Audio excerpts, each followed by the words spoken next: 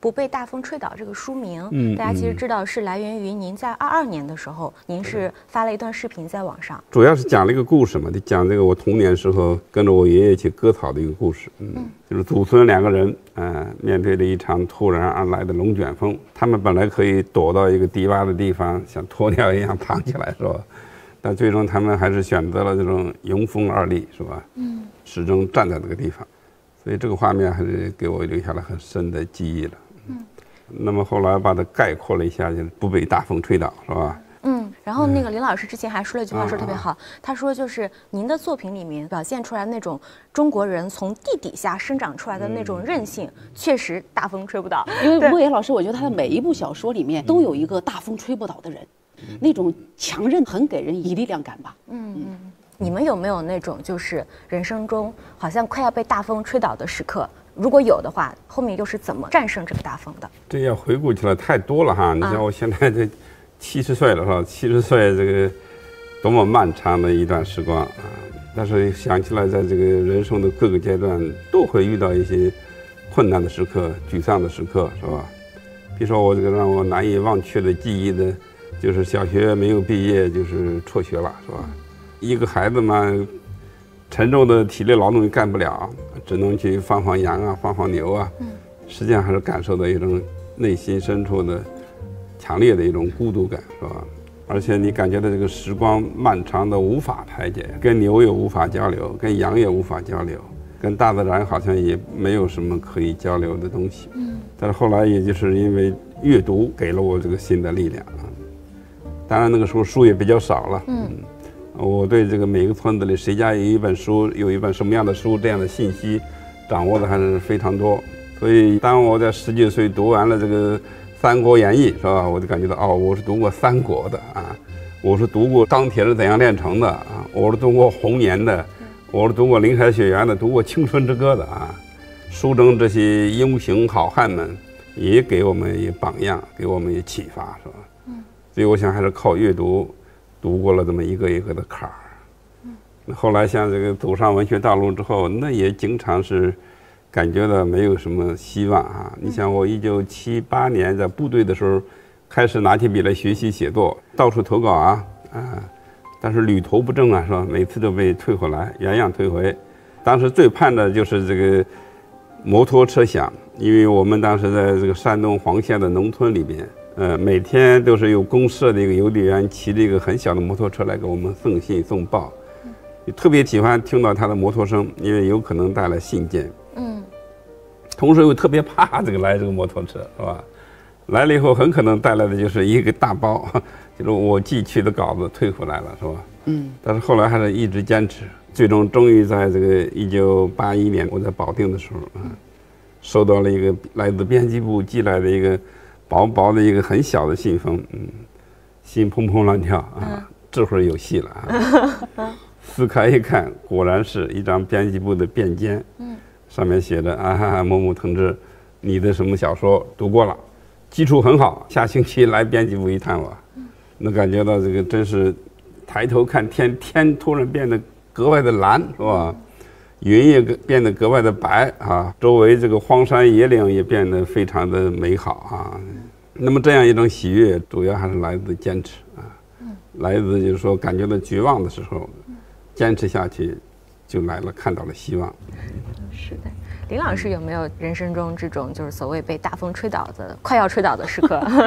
我觉得可能我30岁左右吧。我觉得中国古人说的特别好，30而立嘛。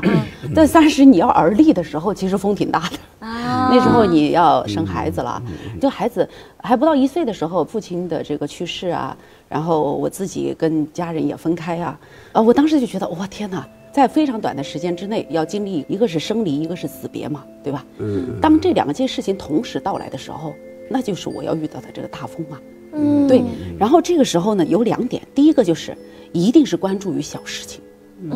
就是莫言老师在书里面写到的，他躺在地上看白云，然后他去观察这个羊怎么长大，就是当你眼睛只着眼于自己手头可做的事情的时候，你的心会特别的专注，就暂时会搁置一些很空洞的这个忧思，然后你的日子就能过下去嘛。另外一方面，你又想很大的事情，大到什么呢？把一个个体放到一个宇宙当中去想象，每个人只是宇宙中的一粒沙子，大风吹沙子，沙子在哪儿都能立足。所以一小一大，在这个两者的切换之间，你就觉得眼前这点事儿又算得了什么？这个难关可能就过去了。Famous legendary authors to Gabriel Garcia Marquez, Wu Moyan says he has been inspired by Garcia Marquez。莫言老师，12年您拿了这个诺奖，它是一个非常大的荣誉。但是我知道，就是随之而来，其实也有各种各样的声音，是不是也是大风的一种？哎呀，这个风还是挺大的一个风，虽然不是龙卷风，也是8级以上的大风了，是吧？我记得我获得诺奖之后，首先变成一个舆论的焦点，确实说什么的都有。后来我就总结了8个字，就是心若巨石，八风不动，是吧？当然，这个最早是来自佛经上的一句话，主要就是说我坚持我的原则，按照我心里面的善恶是非观念来决定我做的事情。因为我获奖的时候已经50多岁了嘛，这个时候所有的价值观、人生观都基本确定了，而且我想我对这个祖国、对土地、对故乡、对人民这种感情，自己是很清楚的啊。尽管有各种各样的误解、讽刺、挖苦，甚至是什么辱骂，是吧？我觉得都无所谓的啊。当然，我是个唯物主义者，但是我也借用一句话，我相信头上3尺是有神明的，是吧？这个神明就是人民之心，就是时间，就是历史啊。所以我当时写了这8个字：心若巨石，八风不动，就很好的表现了我的态度和我的决心。我看网友跟您互动，对您的一些评价，首先第一，他们都是您的互联网的孙子孙女，因为他们都喊您莫爷爷。我觉得年轻人是可以沟通的啊，年轻人实际上是非常可爱的，是吧？我也感觉到一个渐渐上了年纪的人啊，不能自己消沉，你应该主动的拆掉自己心中的篱笆，跟年轻人在一块儿，是吧？首先忘掉自己的年龄，你更要忘掉所谓的什么作家呀之类的这种身份，我就是一个比你们年龄大的这么一个小老头，是吧？你们玩那些现代的那些东西呢，我也试图了解，是吧？我也可以给你讲讲我们小的时候玩的一些东西，是吧？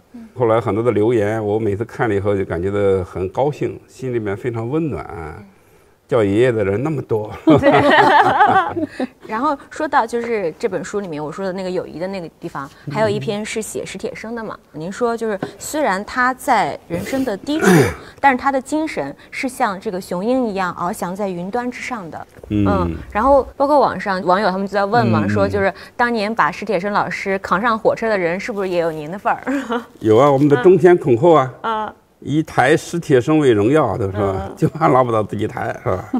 我当时看到有一张你们的照片，就是前面坐着史铁生老师，他在这个轮椅上，然后扶着这个就是轮椅把的，就是您在旁边就是余华老师，然后再往左边是刘震云老师。有刘震云那会儿瘦瘦的啊，史铁生那会儿也年轻啊。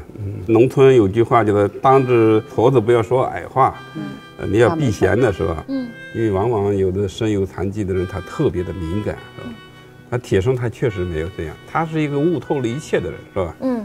所以当了他的面，有的时候各种话题都可以谈论，是百无禁忌的。对，而且他总是能够把你上升到哲理的高度，是吧？他经常不说话，然后最后冒出一句来，就让你考虑半天。就是人不可能一生下来就处在一种顺境里面，是吧？会遭遇各种各样的逆境。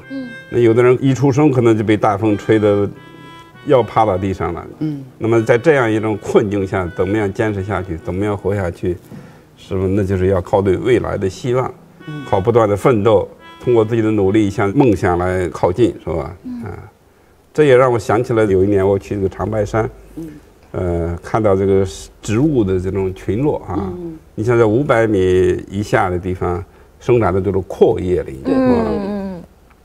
，500米到1000米之间呢，生长的就是针叶和阔叶的混合林、混交林，是吧？到了1000米以上就是针叶林了。1500米以上就是几乎就是没有树木了。有一种叫什么岩松，就是贴地爬行生长的那种松树，是吧？跟我们这个文学创作一样，就是岩蜂为什么能够在那高海拔的地方能够生长？第一是要躲避严寒，第二要躲避来自北方的这种强劲的风，是吧？放低身价，贴地生长。史铁生的小说当时也让我有产生这种联想的。是的，其实现在有一波就是史铁生先生翻红的这个热潮，就是我看有一个热搜，甚至是全网嘴替史铁生。就为什么史铁生先生在这个时刻，好像他又重新被年轻人喜爱了呢？他起码是一个不被大风吹倒的一个鲜活的例子吧，是吧？他的那样一种身体状况，跟他的精神状态恰好形成了一个巨大的反差的。但是我相信他刚开始也有苦闷、沮丧，甚至是绝望，是吧？这在他的《我与地坛》里面都有表现，都有描述。但是最后他战胜了自己，正确的认识了、估量了自己的处境，通过写作重新塑造了自己，是吧？所以他是一个很好的典型。所以这个《命若琴弦》这个小说，某种意义上也是他的心灵写照。是的，所以这样的人非常值得我们尊敬。对，然后请林老师过来，其实也是因为我们想要聊不被大风吹倒的话题。林老师是被称作反内卷之神哈。就您在说反内卷的时候，不是一个单纯要反内卷，而是说您其实是不希望一直固守同一个评价标准，对吧？对。其实我觉得就是我们不要去参与全方位的竞争。就是因为竞争无处不在，我们今天到处都在比拼，除了要拼成绩，我们要拼体育，我们要拼那个艺术，甚至还要拼你跑过马拉松，我没跑过，你去过那么多个国家，我一个都没去过，都在竞争，然后你就无处遁逃啊，然后感觉到被所有的地方卷进去了。就是可能内卷这个词也有一种形象的东西在里边。那我如果只进去半个身子的话，另外一个身子是自由的。我觉得这个是给自己留个空间、留个气口的一种方式。就像孟岩老师说，卷也好，糖也好，不被大风吹倒就好。所谓的这个不被大风吹倒，您觉得到底是一种什么姿态？就是实事求是的姿态。实事求是的姿态。有的人是比较全面，是吧？那自然是好的了。但并不是人人都这样完美啊！上帝在造人的时候，实际上是给每个人都留下了一些遗憾和缺陷的。那么只要是努力了，只要在某个方面做出了你自己做的最好，就会获得大家的尊重。这个在农村实际上是有很多好的例子的，是吧？我记得我们村里有一个人，就是当时不是有天花嘛天花的斑痕就是麻子了，是吧？这个人是一脸麻子了，是吧？那这个看起来还是挺可怕的，是吧？他平常可能也是感觉自己处处不如人，是吧？